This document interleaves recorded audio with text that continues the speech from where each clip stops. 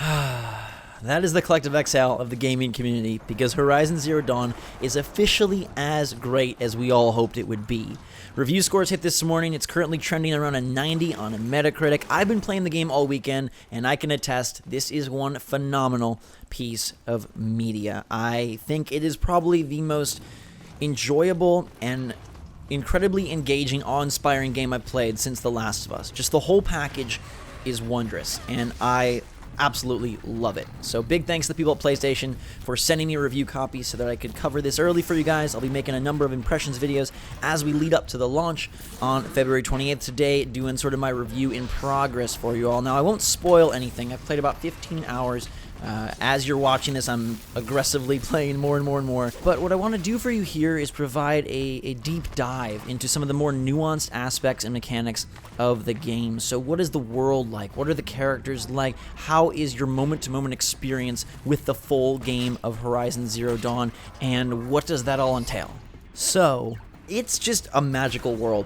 Very rarely do I get this invested in a game, especially an open world title, but I am compelled to do absolutely everything in Horizon Zero Dawn because it's all compelling. I feel like they constantly are baiting you, constantly tempting you in every direction with cool stuff to do, and we'll get into a lot of that in a little bit. But first off, let me say that after the preview event, my biggest concerns were variety and plot points.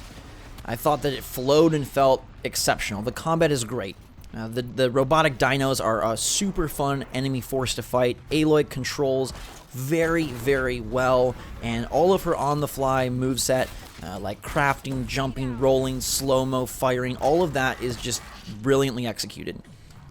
Now I can say that the variety in environments is there, the variety in quests is there, the variety in side stuff to do is there, and that variety feels even more diverse because the combat and the gameplay loop are so dynamic. No two fights will go down the same way, and because the mechanics and the controls are so fluid and fun, it's always a new adventure every time you encounter a group of machines. So whatever task you're doing, there is variety in said tasks, but they feel even more unique because of the way in which they unfold specific to your playthrough. And the actual story that you get a couple hours in, like sort of the real meat and potatoes of what this world is about and what you're doing there, is really interesting thus far.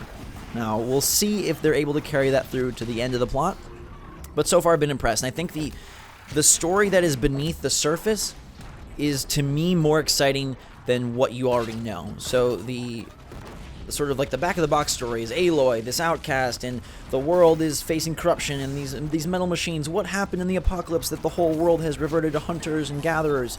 But there's sort of a deeper, Lost-like story underneath that has really grabbed me and I want to see through. And that's really assisted by the excellent voice acting and the diverse ensemble of characters. You run into so many unique and cool NPCs, both in their look, their personality, and just their voice alone. I love the different ethnicities that are represented. I love the different just vocal patterns and tones that are on display. I think they did such a nice job of, one, modeling these characters to look interesting, and then two, providing them with an interesting voice.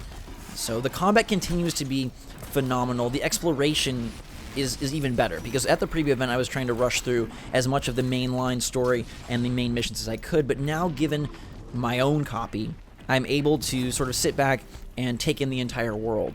And I've really enjoyed exploring and searching and delving into all the different side missions, the errands, the main quests. There's also just a bunch of collectibles, but all of it contributes to the lore of this world that I'm finding to be something I really, really have gotten into. And I knew that the combat and the mechanics were great, and I felt like gameplay-wise, this would really, hook me in ways that majority of titles don't. But I wasn't expecting the lore and the story, the plot, to grab me as much. And yet here it is. Open world games typically struggle with finding a worthwhile story to tell, and I think they've done a great job, and it's enhanced tremendously by the different tribes, by the different locales, and by sort of this undercurrent of like, what went wrong in the world? Who is Aloy? Where is she from? All the footage you're seeing is from my playthrough, some new stuff here, and I find myself just wowed very often. I will say that Once you get a hang of it, the game is easier than it appeared initially. I spoke in my preview on how impressed I was with the challenge, and I still think the game is demanding, but I'm playing on hard, and I have worked my way, like I said, through 15 hours with only a couple of deaths, and usually those are when you're overwhelmed with a variety of machines, and they all are doing different stuff, and some have very powerful attacks that can take down most of your meter in one hit. But at the same time, those are some of my favorite fights. When things get chaotic, when things get crazy, you've got Watchers over here, you've got Scrappers over here, you got a big Fire Bellow back on top of the ridge. Like, those are my favorite fights. Give me a Sawtooth, and I will crush him now. But the first time you face a Sawtooth, it feels like the most monstrous machine you've ever met. And I think Horizon Zero Dawn, that's a testament, right? The fact that I am improving as I go, the fact that I conquer a beast and then find a bigger, badder foe, that's really a nice feel. And in case you missed that preview video, I love that the combat is fleshed out. So it's third-person action, but you have to learn about your enemies. You can target them and gain some knowledge on what they're weak to, where their different weak spots are, and you're targeting specific components on their bodies to destroy them entirely, or at least take down a certain system. So you can focus on where their attack originates from. Maybe it's a big sack on their back, maybe it's something on their antennae. But this more specific and deliberate style of bow and arrow action is insanely gratifying, and there is nothing better than headshotting a bandit with the bow, taking a Watcher out with a straight arrow to its eye, and then removing specific pieces of the bigger creatures. And occasionally you'll run into these corruptors, which are these menacing machines that are infecting the other dinos, and they are just a whole nother beast altogether. But all of it feels great, it flows well, and I think that's what's special about the combat here, is that you're never taken out and you never feel like you're not in control. You really have an awesome ability to manage a situation in spite of these beasts that are leaping above your head or blazing fire at you or charging straight for your feet. You can constantly avoid and slow down time and shoot and jump and maneuver without it feeling too hectic, without it feeling clunky, and I love that. And the fact that they have added this extra layer of like, hey, learn about your enemy, focus on specific points, use, make weapon choices to suit your situation, and that's in the form of the bow and arrow, the trip caster that lays traps, a rope caster that holds enemies in place. You've got slings that can launch elemental bombs. Eventually you get gun type weapons, different grades of bows that are better for long range, better for quick fire, can lace 2 arrows, eventually also elemental arrows and hardpoint arrows and tearaway arrows and all sorts of things that give you this sandbox combat experience that's a little more nuanced than maybe you expected. It's not just about headshot, max damage. Like, you gotta think a bit, and you have to be deliberate in your attacks. And that's to speak nothing of stealth, and you can do so much of this game completely from the shadows. I took out the entire first bandit encounter from stealth, which was sweet, because in the preview event, I did it like guns blazing, and that was a cool experience, but doing it stealth had just an extra little bit of savory taste to it, and I loved going in and making sure I was unnoticed. So the fact that you can play the game, sort of craft your own combat style, and that there is a required knowledge of the world and a skill that you need to display in order to conquer these beasts and prove to them that, hey, you are in charge of this world, not them. Like, I think that's a really fun and unique combination. It does hit like a sweet spot for me of challenging but not frustrating, and I can't speak for how everyone will experience the level of difficulty, but for me it's perfect. Playing on hard has been fantastic. I wouldn't want it any other way.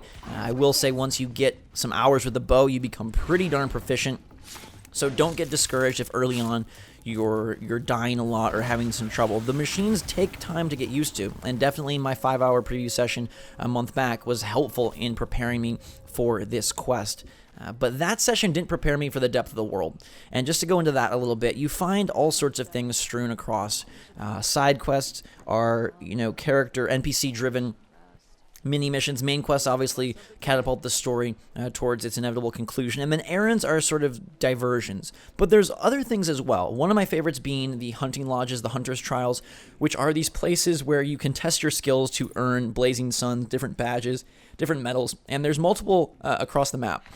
And they have you do really fun things like take out 10 grazers with log piles, or only shoot off the canisters in the back of a grazer, or just trying to give you guys some early ones. They're very cool in how they encourage you to experiment and learn to utilize the world around you and your full arsenal. There are a lot of weapons, a lot of outfits, and the resource gathering, crafting, selling, trading system, I feel, is pretty darn fleshed out and fits me to a T. I love that I don't have to dive into menus and worry so much about my inventory. I love that it has a upgradable, you can upgrade your pouches so you can carry more potions, you can carry more resources, carry more arrows, and all of it is very fast and fluid. It feels like they want you to focus on the game, not on the gathering. So you're constantly gathering, but it's not obtrusive. There's no slow animations. There's no slow selecting of individual parts and taking what you want and encumbrance or things like that. You're amassing a lot, crafting a lot, buying a lot, trading a lot, and it's all to service this stellar gameplay, because that's still the star of the show. Running through the world, whether you're on a mount or by yourself, sliding, slow-moing, shooting, it all feels great. I do wish her climbing was a little bit more organic. I wish she had a natural mantle instead of only looking for specific points, but that's a small issue with such a large world. And the draw distances are phenomenal. The graphics look great. I've been playing on PlayStation 4 Pro, and it is my favorite visual experience this generation, primarily because of that variety. And they do that with weather changes, they do that with day-night cycle, and they do it with really interesting environmental shifts that are tied to lighting and tied to weather. You'll notice it in particular with the clips of me entering this Karja outpost, and it's sort of a Northern Lights snowy feel and a fog, and it just contributes to the very interesting aura of the place. And you get to go underground, you get to go up in the mountains,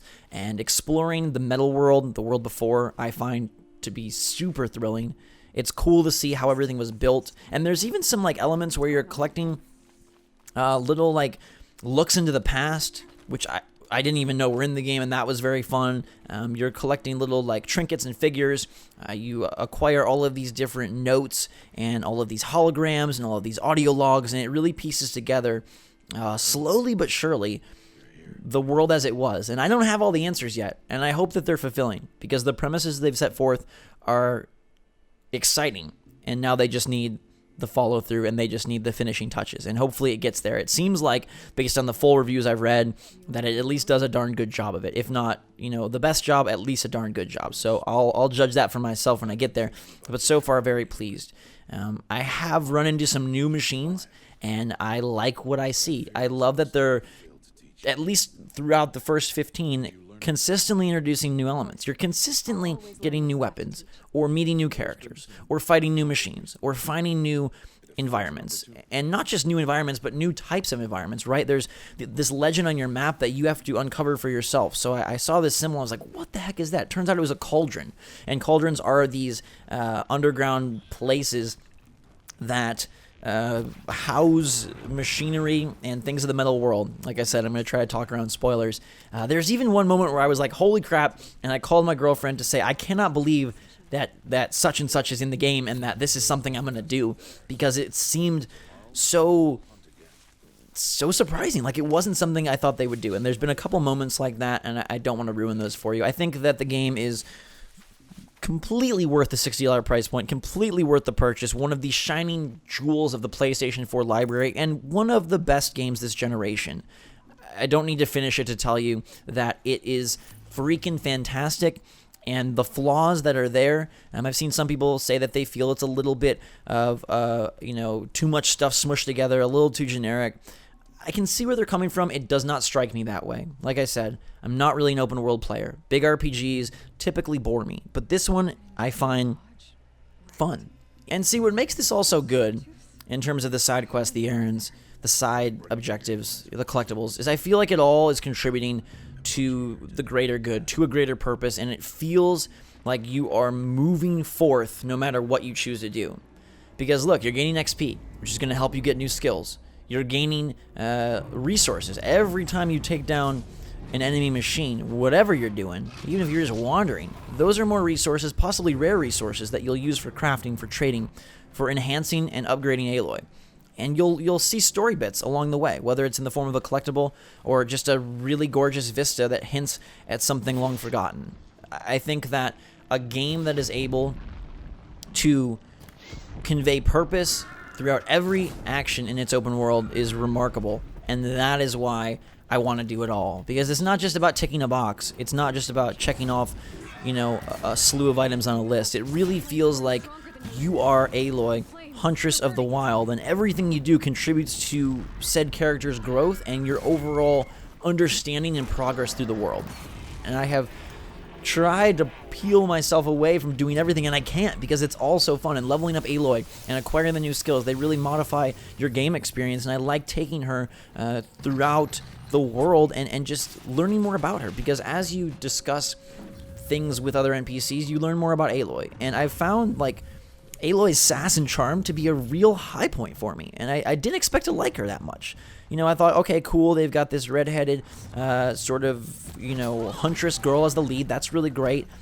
But I didn't know if she'd be personable, and she is. I've found an extreme liking with her character. And I'm glad about that, because it's not just fun to play her, but it's fun to learn about her, and it sort of makes you mesh with her a little more, that she has so much personality. And they do a really nice job of conveying her attitude, that she's not going to take crap from anybody, that she's confident in herself, but she's also very inquisitive and very kind, and you have an opportunity to shape some of that with some moral decisions throughout the game. And they're not major things, they're not going to change the world, but they are cool moments where you have an opportunity to sort of put yourself into Aloy's situation and decide what you should do. There's definitely some emotional moments. There's definitely some sad stuff, some happy stuff, some really pretty stuff. And I'm really impressed that the Killzone developers were able to transition from first-person shooters to big open RPG and make it compelling at every turn. I personally liked Killzone more than the average critic, but this is on a whole nother level, I feel. And they have really found something quite magical and quite remarkable. And I love seeing that people are talking about Horizon becoming like this big, bold franchise for PlayStation, joining the ranks of Uncharted. Like, how cool is that? How big of an accomplishment for Guerrilla Games to put this out, take this risk. They acquired an awesome team from a variety of games, and then they all work together, and bam, they put out this glorious production, this masterpiece, if you will, that is Horizon Zero Dawn. And I feel confident in saying that. I was very high on the game during the preview, and those were honest feelings. And I can say that I'm even higher on the game now. I think the initial wow, jaw-dropping moment has washed away, but the game continues to find new things, new ways, new surprises to continue to keep me hooked.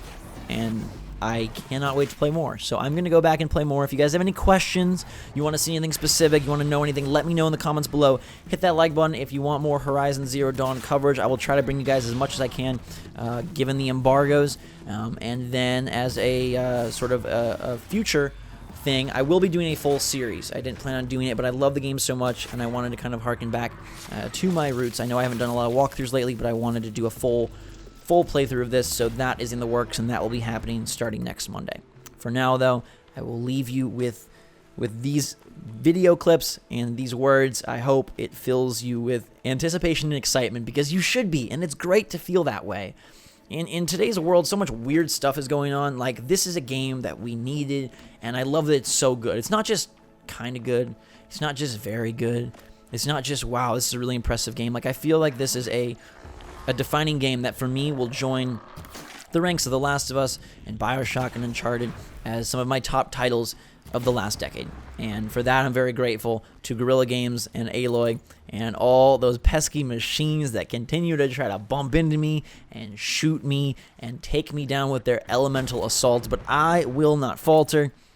And thankfully, neither does Horizon Zero Dawn. So, guys and girls, thanks so much for watching. Hope you're having a fantastic day. Big thanks once more to PlayStation for providing the review copy. Let me know what you think in the comments below. And until next time, drink some hot chocolate. I love you.